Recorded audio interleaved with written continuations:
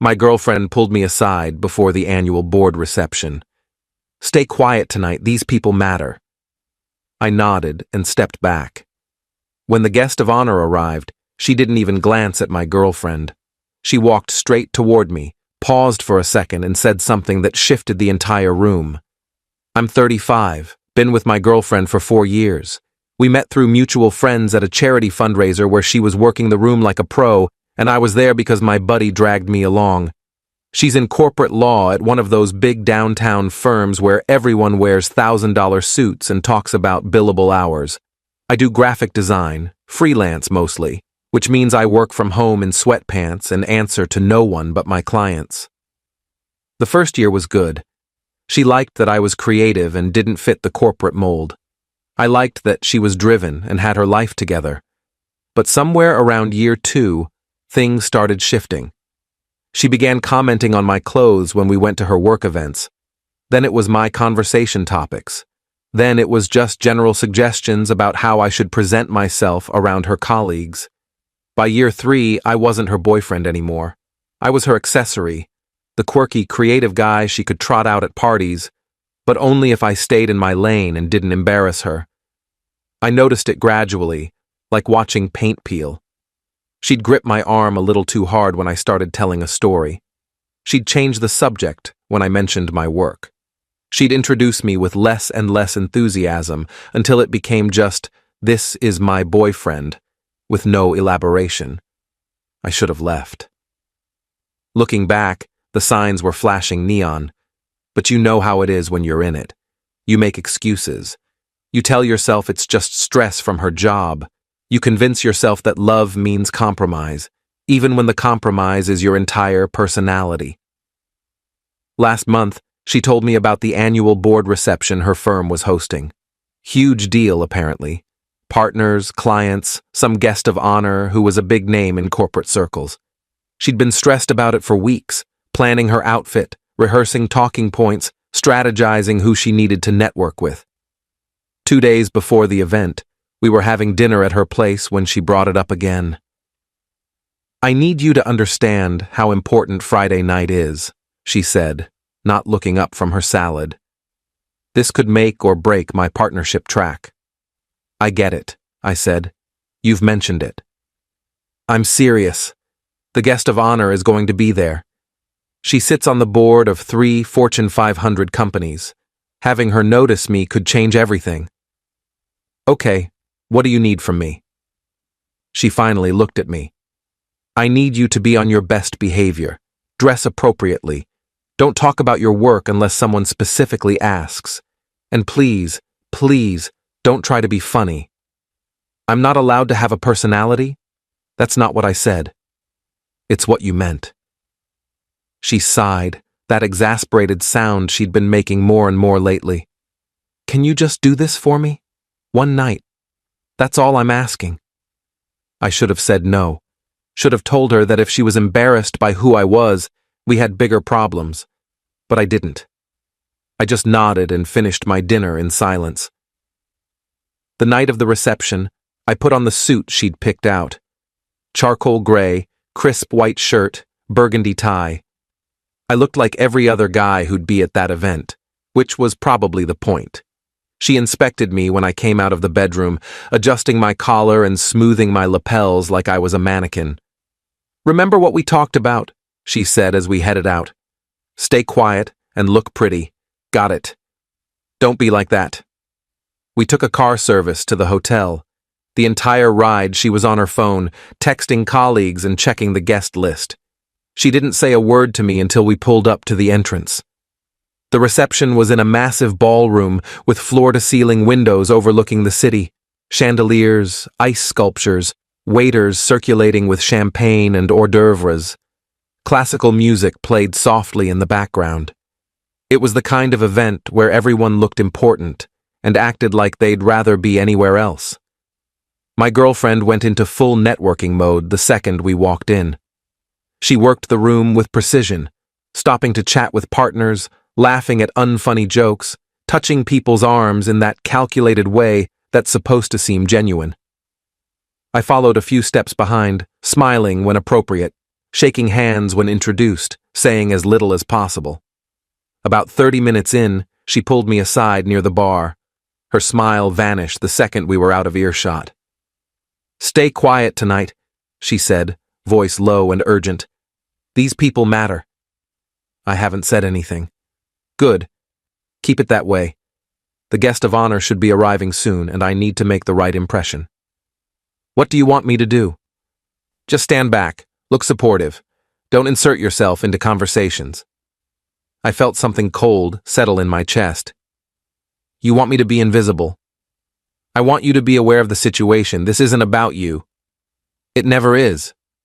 Her eyes flashed. What's that supposed to mean? Nothing. I'll stay quiet. She studied my face for a moment, like she was trying to determine if I was being sarcastic. Then she squeezed my arm and walked back into the crowd.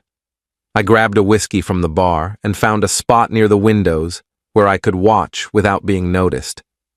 The guest of honor arrived about 20 minutes later. The energy in the room shifted immediately. Conversations got quieter. People started gravitating toward the entrance. I saw my girlfriend position herself strategically near the door, adjusting her dress and practicing her smile. The woman who walked in was probably late 50s, wearing an elegant navy dress and carrying herself with the kind of confidence that doesn't need to announce itself. She had short silver hair and sharp eyes that seemed to take in everything at once. People approached her immediately, but she handled them with polite efficiency, shaking hands and moving forward without getting trapped in conversation. My girlfriend stepped into her path, extending her hand with that practiced smile. I saw her mouth moving, saw the woman nod politely. Then something strange happened. The woman's eyes shifted past my girlfriend, scanning the room, and locked directly onto me. She walked past my girlfriend, just walked right past her like she wasn't there. The crowd parted as she crossed the ballroom, and I realized she was coming straight toward me. I glanced behind me, thinking maybe she was looking at someone else, but there was just the window. She stopped about 3 feet away, studying my face with an intensity that made me uncomfortable. The people nearby had gone quiet, watching. "I know you," she said. "I don't think so," I managed. "We've never met." "No, but I know who you are." She took a step closer. "You're the graphic designer, the one who did the campaign for the environmental nonprofit last year." I blinked. "How did you—" "I'm on the board of that nonprofit. I saw your work. It was exceptional. Bold, authentic, nothing like the corporate nonsense we usually see." She smiled. "I've been trying to track you down for months. My assistant couldn't find any contact information beyond your old website. I've been meaning to update that," I said, still processing. "Well, consider yourself found." She pulled out her phone. "I want to hire you. I'm launching a new initiative, and I need someone who can create something genuine. Not another committee-approved focus group disaster. Are you available?" Yes, I'd need to hear more about the project, but yes." We exchanged information right there. She asked about my process, my influences, my availability. We talked for maybe 15 minutes, and I forgot about the room around us until I noticed my girlfriend standing a few feet away, her face pale. The guest of honor followed my gaze. "Oh, is this your girlfriend? The one who tried to intercept me at the door?" "Yes," I said. "She should be proud of you. You're very talented." She turned to my girlfriend. "You didn't mention your boyfriend was the designer behind the Meadowbrook campaign." My girlfriend's smile looked painful. "I didn't realize you'd be familiar with his work." "I make it my business to know talent when I see it." She turned back to me. "I'll have my assistant reach out next week to set up a proper meeting. In the meantime, enjoy the rest of your evening." She moved on to greet the firm's senior partners. I stood there holding my whiskey, aware that everyone nearby had witnessed the entire exchange. My girlfriend's colleagues were staring. Some looked impressed, others looked confused. My girlfriend looked furious. She grabbed my elbow and steered me toward the hallway outside the ballroom. The second we were alone, she dropped the smile. "What was that?" she hissed. She recognized my work. You made me look like an idiot. How? I didn't do anything. You upstaged me at my own firm's event. She approached me. What was I supposed to do? You could have directed the conversation back to me, mentioned what I do, made an introduction that mattered. She wanted to talk about my work. Your work? She laughed, but there was no humor in it. Your freelance graphic design? That's what was important tonight? Apparently to her, yes. Do you know how this looks? I've been trying to get her attention for weeks, and she walks past me to talk to my boyfriend about some charity project? That charity project took me 4 months. It was featured in 3 major publications. But you wouldn't know that because you've never asked about my work. That's not fair, isn't it? When's the last time you asked me about a project or showed any interest in what I do? You treat my career like it's a hobby that's slightly embarrassing. That's not true. You told me not to talk about my work tonight unless someone specifically asked. You dressed me like one of your colleagues. You literally told me to stay quiet because these people matter, like I don't. She opened her mouth, closed it. Her eyes were shining with anger or tears or both. I need to go back in there, she finally said, and I need you to not make this worse. Make what worse? This situation. People are going to have questions. Let them ask. That's easy for you to say. You don't have to face these people every day. You don't have to worry about your reputation. Neither do you. You're worried about your image. That's different. She stared at me for a long moment. I'm going back inside. Are you coming? No. No? I'm going home. You can stay and network. You can't just leave. Watch me. I walked toward the elevator. She called after me, but I didn't turn around. I took a car back to my apartment, changed into sweatpants, and sat on my couch in the dark, thinking about the last 4 years. Update 1. My girlfriend didn't come home that night. She texted around midnight saying she was staying at her place and we'd talk tomorrow. I didn't respond. The next morning, I woke up to an email from the guest of honor's assistant.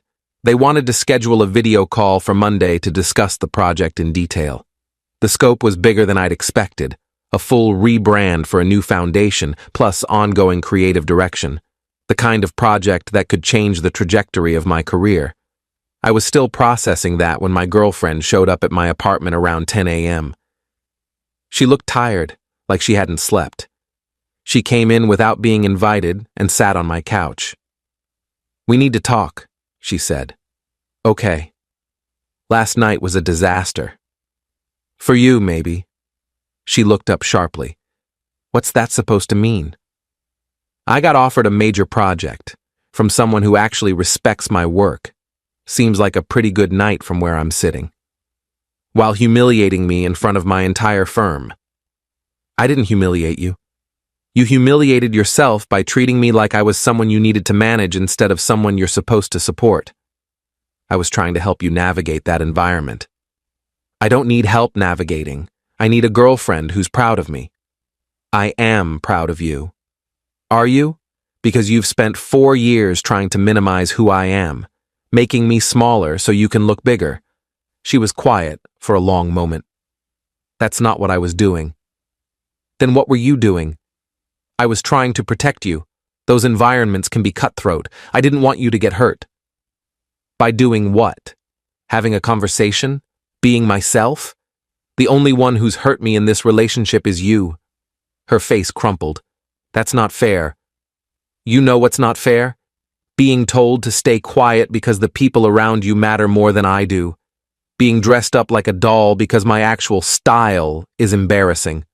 Being treated like your success and my success can't coexist.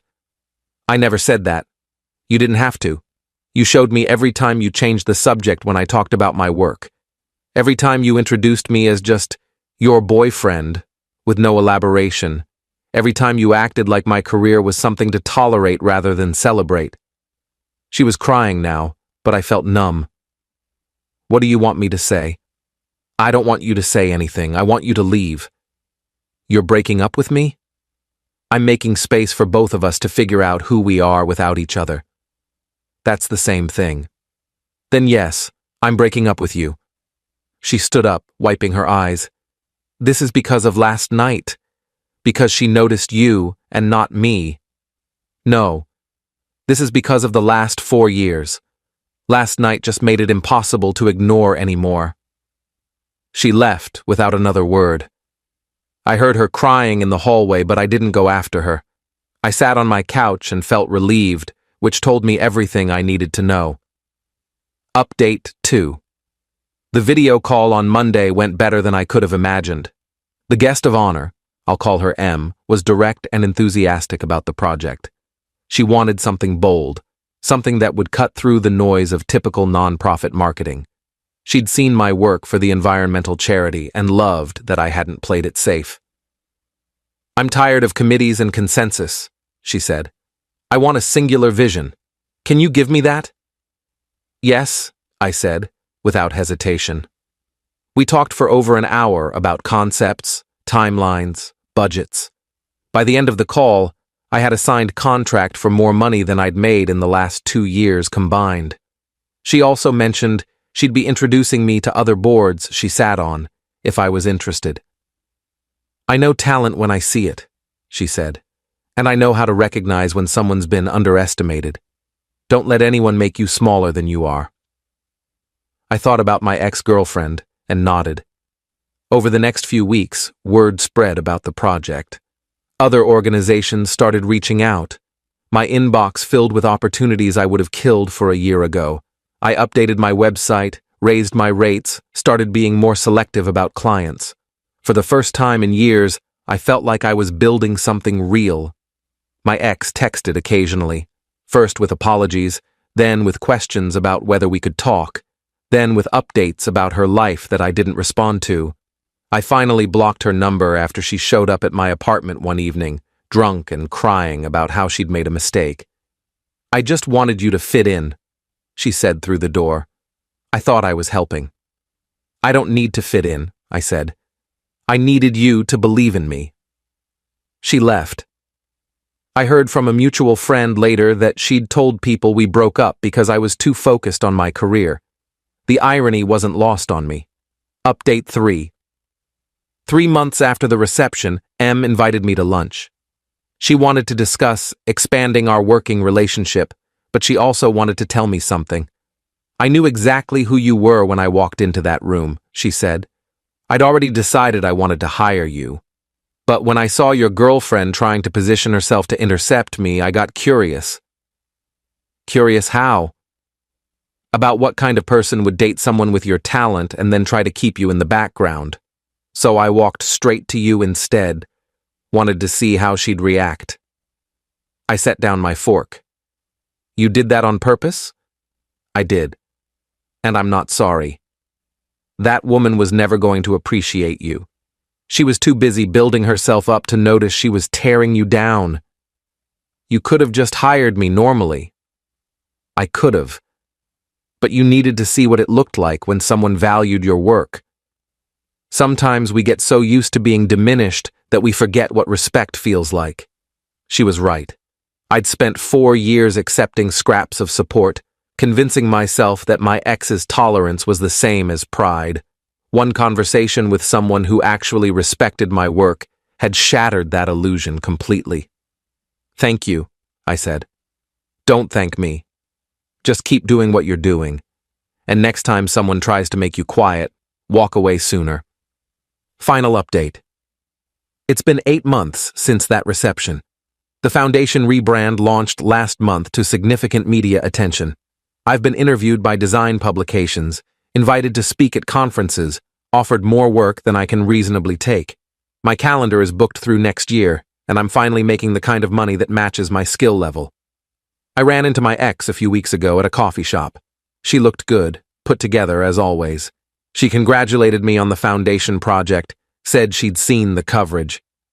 I always knew you were talented, she said. No, you didn't, I replied. You knew I was talented, but you didn't think it mattered. There's a difference. She didn't argue. We made awkward small talk for a few minutes, then went our separate ways. I heard from that same mutual friend that she'd made partner at her firm. Good for her. I hope she finds someone whose success doesn't threaten her own. As for me, I'm good. Better than good. I'm working on projects I care about, with people who value what I bring to the table. I'm dating someone new, a photographer who gets excited when I talk about typography and color theory. We celebrate each other's wins instead of competing for space. I learned something important from all this. You can't build a life with someone who needs you to be smaller. Real love doesn't ask you to stay quiet. It doesn't require you to dim your light so someone else can shine. It amplifies you. It celebrates you. It creates space for both people to grow. M was right. Sometimes you need someone to show you what respect looks like before you realize how long you've been living without it. I'm grateful for that reception, for that moment when someone walked across a room to acknowledge my work instead of expecting me to hide it. I'm grateful I finally learned to take up space,